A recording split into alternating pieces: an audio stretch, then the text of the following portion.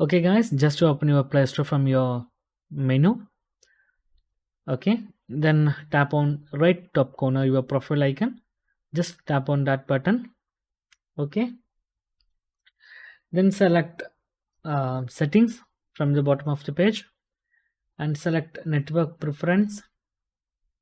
Then select auto updates apps. Here you can see I'm already selected do not updates app. There is multiple options like update application through your mobile data or Wi-Fi only.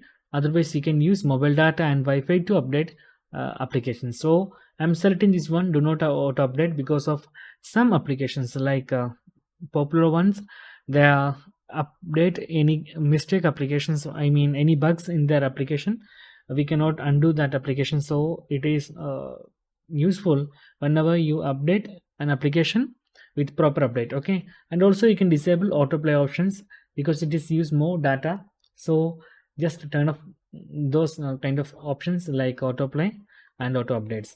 So this is very useful. You can simply reduce your mobile data usage, and also it is very good because applications produce their new versions daily or weekly. So we don't need that much. We only need the major updates.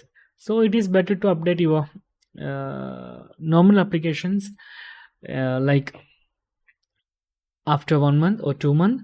But applications like your financial applications like banking applications and also UP applications, you must turn on, you must update those are whenever get the update.